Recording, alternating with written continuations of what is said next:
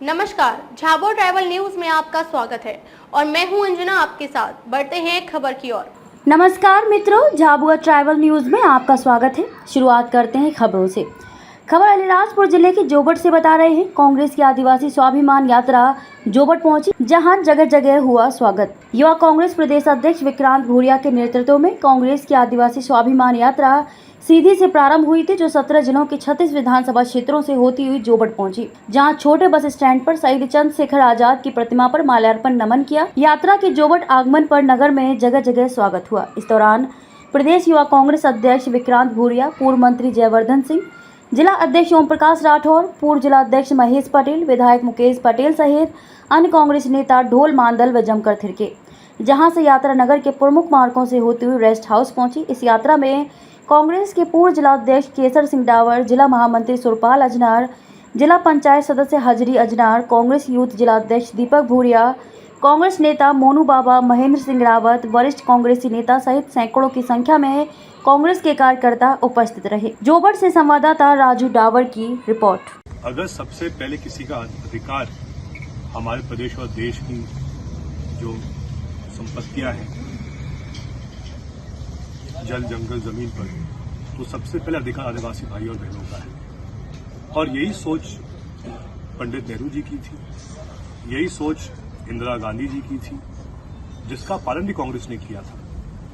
उल्टा भाजपा के राज में ये हो रहा है कि जो जमीनें आदिवासियों की है वो बिक रही है। बड़े बड़े दलाल जो भाजपा के हैं वो उन पे कब्जा कर रहे हैं। जमीन में विक्रय निषेध है, उसको क्रय किया जा रहा है। तो ये सब कैसे हो रहा है, क्यों हो रहा है? कहीं ना कहीं भाजपा के जो नेता दलाल हैं उनका इसमें बड़ा हिस्सा है। हर एक जिले में अगर आप देखें तो जिला मुख्यालय पर भी और अलग अलग जगहों पर भाजपा के विधायक, उनके मंत्री ऐसे उल्टे सीधे काम कर रहे हैं।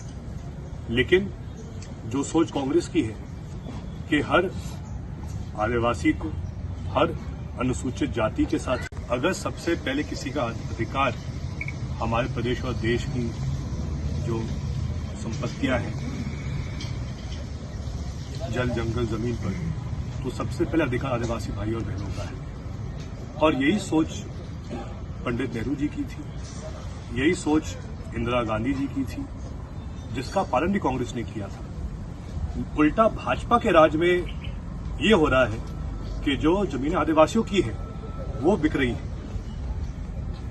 बड़े बड़े दलाल जो भाजपा के हैं वो उन पे कब्जा कर रहे हैं। जमीन में विक्रय निषेध है, उसको क्रय किया जा रहा है। तो ये सब कैसे हो रहा है, क्यों हो रहा है? कहीं ना कहीं भाजपा के जो नेता दलाल हैं उनका इसमें बड़ा हिस्सा है। हर एक जिले में अगर आप देखें तो जिला मुख्यालय पर भी और अलग अलग जगहों पर भाजपा के विधायक, उनके मंत्री ऐसे उल्टे सीधे काम कर रहे हैं।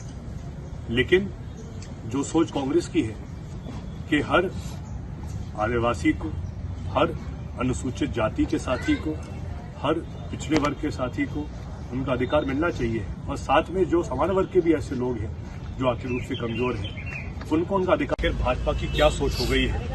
और उसके बाद हमने 3 दिन पहले ही देखा जहां सिंगरौली के विधायक के पुत्र ने भी एक आदिवासी पर एक गोली मारी। और इसी के संबंध में कांग्रेस पार्टी ने तय किया था कि हमारे युवा कांग्रेस के अध्यक्ष और आदिवासी नेता विक्रांत भूरिया जी और हमारे आदिवासी प्रकोष्ठ के अध्यक्ष रामू टेकाम जी ने आदिवासी की आवाज को बुलंद करने के लिए सीधी से आदिवासी स्वाभिमान यात्रा प्रारंभ की थी। उसमें हमारी महिला नेत्री भी शामिल है, चंदा जी, और भी अनेक हमारे आदिवासी नेता पूरे मध्य प्रदेश के, जिन्होंने लगातार 19 दिन सीधी से लेकर जो शुरुआत की थी। आज यही यात्रा जोबट पहुंची है और कल कमलनाथ जी, साथ में हमारे प्रभारी जीपी अग्रवाल साहब, दोनों झाबुआ पहुंचेंगे और वहां पर यात्रा का समापन किया जाएगा। कहीं ना कहीं जो अहंकार और घमंड चाहती है और कांग्रेस कहती है कि जयेश उसके साथ है, इसको लेकर क्या कहेंगे? देखिए, सबसे बड़ा उदाहरण मैं दूंगा, इस यात्रा में सभी समाजों का हमको जबरदस्त, सभी संगठनों का जबरदस्त समर्थन मिला है। मनावर में हीरालाल अलावा जी ने भव्य स्वागत करा यात्रा का, क्योंकि ये चीज समझना पड़ेगी। ये सिर्फ सरकार बनाने की बात नहीं है। जो भी आदिवासी समाज को बचाना चाहेगा वो बीजेपी को हटाना चाहेगा, और ये लड़ाई बीजेपी को, जो अत्याचारी लोग हैं उनको हटाने की है, और इसमें हम सब लोग पूरी ताकत से साथ में हैं। आपके बयान से ऐसा लग रहा है कि बीजेपी की मानसिकता आदिवासी विरोधी है, क्या कहेंगे? बीजेपी की मानसिकता अभी से नहीं, पहले से आदिवासी विरोधी है। ये वो लोग हैं जो हमको वनवासी कहते हैं, मतलब जंगली लोग। आज मैं डॉक्टर हूँ, सर्जन हूँ, क्या मैं वनवासी हूँ? आज हमारे समाज के लोग डॉक्टर बन रहे हैं, सर्जन बन रहे हैं, एडवोकेट बन रहे हैं, एसपी बन रहे हैं, नेता बन रहे हैं, राजनेता बन रहे हैं, मंत्री बन रहे हैं, संतरी बन रहे हैं। हमारा समाज आगे निकल गया है और पढ़ लिख कर अपने स्वाभिमान को समझने लगा है, और ये यात्रा के माध्यम से उनके स्वाभिमान को जगाने का काम कर रहे हैं। और इस बार निश्चित तौर पर पूरा समाज समझ चुका है कि ये बीजेपी के लोग आदिवासी विरोधी हैं। वोट बैंक को लुभा पाएंगे? देखिए, बीजेपी भी पहले विकास यात्रा निकाली, उसमें वो निकास की तैयारी हो गई उनकी। अभी उनने समरसता निकाली है, इस यात्रा के बाद उनका पूरा रस भी निकल जाएगा। ये सिर्फ हवाई बातें कर रहे हैं, दिखाने का कोशिश कर रहे हैं, जमीन पर कुछ नहीं हो रहा। इसका सबसे बड़ा उदाहरण मैं आपको दूंगा। ये बड़े बड़े कार्यक्रम कर रहे हैं, कभी नरेंद्र मोदी जी के, कभी अमित शाह जी के। जबलपुर में अमित शाह जी आते हैं, राजा शंकर शाह और रघुनाथ शाह जी का एक बहुत बड़ा भव्य आयोजन रखा जाता है। वहां पर इनके जो मंत्री हैं, जो बड़े आदिवासी विधायक जिनको बोला जाता है, मंत्री बोला जाता है, विजय शाह जी को मंच तक घुसने नहीं दिया गया था। यही शहडोल में भी हुआ। शहडोल में वहां के जो बड़े आदिवासी नेता माने जाते हैं, फग्गन सिंह कुलस्ते, हिमाद्री सिंह, उनको तक मंच पर इन्विटेशन नहीं था, ना इन्विटेशन में नाम था। तो ये साफ साफ, और पैसा कहां से आता है? जो ट्राइबल सब का पैसा है, 13 करोड़ रुपए, ये डॉक्यूमेंटेड चीज मैं आपको बता रहा हूँ। 13 करोड़ जो ट्राइबल सब प्लान का पैसा है, इनके ट्रांसपोर्टेशन में यूज कर लेते हैं, जनता को लाने के लिए यूज कर लेते हैं। जो ट्राइबल सब प्लान का पैसा हमारी सुरक्षा में उपयोग होना चाहिए, हमारी शिक्षा में उपयोग होना चाहिए, हमारी स्वास्थ्य सेवा में उपयोग होना चाहिए, हमारे रोजगार में उपयोग होना चाहिए, वो इनके भीड़ इकट्ठा करने में उपयोग हो रहा है। और सबसे बड़ी बात, सतपुरा भवन में आप किस डिपार्टमेंट? कर्ज माफी एक ऐतिहासिक कदम था, जिसके माध्यम से कमलनाथ जी की सोच थी कि हर किसान जिस पर भाजपा के राज में बहुत बड़ा कर्ज का एक बोझ उनके सिर पर आ गया है, उसको हम हल्का कैसे कर सकते हैं। और इसीलिए हमने चरणबद्ध तरीके से कर्ज माफी की थी। कमलनाथ जी मुख्यमंत्री थे, सचिन यादव जी कृषि मंत्री थे, और हमने शुरुआत की थी उन किसानों के साथ जिनका कम कर्जा था। इसलिए हमने शुरुआत की, उनकी संख्या उनकी अधिक थी।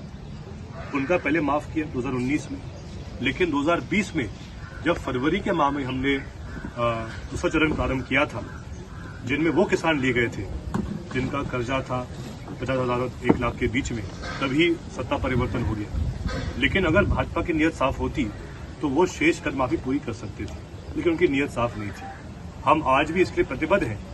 अगर हमारी सरकार वापस मध्य प्रदेश में बनती है तो एक एक किसान जिसने कर्ज माफी का फॉर्म भरा था, और जो आगे भी हम भरवाएंगे, लेकिन जिसके ऊपर आज ऋण है, जो परेशान है कर्ज से, उसका हम कर्ज माफ करेंगे 2 लाख तक का। इसके लिए हम पूर्ण रूप से प्रतिबद्ध रहेंगे। और स्वयं जो कृषि मंत्री कमल पटेल जी, उन्होंने विधानसभा में मेरा प्रश्न में स्वीकारा है कि हाँ, लगभग 25 लाख किसान मध्य प्रदेश के हैं, इनका कर्जा माफ हुआ है। ये मैं नहीं कह रहा हूँ, ये भाजपा के मंत्री कह रहे हैं। तो कहना कि इसका लाभ तो लोगों को मिला है, लेकिन ये बात सही है कि ऐसे छत्तीसगढ़ में हो, चाहे हिमाचल प्रदेश में हो या फिर कर्नाटक में, उसी आधार पे अगर सरकार 3 महीने बाद कांग्रेस की बनती है, कमलनाथ जी मुख्यमंत्री बनते हैं, तो सबसे पहले पुरानी पेंशन मध्य प्रदेश में भी लागू की जाएगी। सर, पिछले 30 सालों में जोड़ विधानसभा कांग्रेस बहुत मजबूत रही। कांग्रेस की गुटबाजी के कारण ही आ रही है, पूरा रिकॉर्ड है। तो ये गुटबाजी जब तक कांग्रेस के मैदानी एरिया में खत्म नहीं होगी, तब तक कांग्रेस के लिए तकलीफ आएगी इस क्षेत्र में। जब अनेक दिग्गज नेता होते हैं तो स्वाभाविक है थोड़ा बहुत तो आपसी में वो रहता है टिकट के लिए, लेकिन मूल बात ये है कि जो आज जो मध्य प्रदेश में माहौल हमें दिख रहा है, जो गुटबाजी पहले कांग्रेस में होती थी वो भाजपा में हो गई है। जैसा कि आजकल एक पंक्ति बहुत मशहूर हो रही है, शिवराज भाजपा, महाराज भाजपा और नाराज भाजपा। जब से सिंधिया जी भाजपा में गए हैं तो उनके अलग अलग उनके गुट बन गए हैं। विवाद इतना हो गया है कि अब जो पूरा संचालन मध्य प्रदेश में हो रहा है भाजपा का, वो दिल्ली से हो रहा है। स्वयं हर दूसरे दिन अमित शाह जी मध्य प्रदेश में आ रहे हैं। आज वापस एक बैठक मध्य प्रदेश की दिल्ली में हो रही है शाम को 7 बजे। इससे स्पष्ट दिख रहा है कि कहीं भाजपा में ही अभी सब कुछ ठीक नहीं है। ज्यादा सवाल जोबट का है, अलीराजपुर का है। इस बार हम विशेष ध्यान देंगे कि जोबट में भी कमलनाथ जी इस बार अच्छी सर्वे करा रहे हैं। जिसका भी नाम निष्पक्ष रूप से सामने आएगा उसको कांग्रेस टिकट देगी, लेकिन हमें पूरा विश्वास है कि इस बार कम से कम अलीराजपुर जिले में दोनों सीटों पर कांग्रेस को जीत मिलेगी। सर, बीजेपी की समरसता यात्रा और बनाम कांग्रेस की आदिवासी स्वाभिमान यात्रा 2023 पे क्या असर होगा? कहीं ना कहीं जो मेहनत विक्रांत भाई ने की है, रामू जी ने की है, अन्ना जी ने की है, और जो उनके अनेक और साथीगण हैं जो निस्वार्थ रूप से सड़क पर पिछले 19 दिन से आदिवासी भाइयों की बहनों की आवाज बुलंद कर रहे हैं, इससे एक संदेश गया है कि ऐसा क्यों है कि जो भी आदिवासियों के साथ जो अत्याचार किया जा रहा है, ऐसा क्यों है कि हर ऐसे केस में भाजपा का नेता ही शामिल है। कहीं ना कहीं कांग्रेस का भी तो इतिहास 70 साल का मध्य प्रदेश में है, लेकिन कांग्रेस के नेता ने कभी भी कोई भी ऐसी हरकत कभी नहीं की है कोई भी आदिवासी के साथ। लेकिन हर ऐसे मामले में भाजपा का नाम क्यों आ रहा है? तो ये बड़ा मुद्दा है। कहीं ना कहीं दिक्कत ये है कि भाजपा आदिवासी शब्द को मानती नहीं है। कमलनाथ जी ने ही, और ये 3 दिन बाद आ रहा है अंतर्राष्ट्रीय आदिवासी दिवस, कमलनाथ जी ने ही उस दिन को एक शासकीय अवकाश घोषित किया था। लेकिन जैसी सत्ता परिवर्तन हुआ, सरकार पुनः भाजपा की बनी, उन्होंने वो अवकाश ही निरस्त कर दिया। वो तो वनवासी कहते हैं, जबकि पूरा विश्व जानता है, स्वयं आदिवासी कहते हैं हम तो आदिवासी हैं, लेकिन भाजपा का स्वीकार करने को तैयार है। खबरों में अब तक के लिए इतना ही। फिर मिलेंगे ऐसी ही एक खास खबर के साथ। तब तक के लिए नमस्कार और देखते रहिए झाबुआ ट्राइबल न्यूज।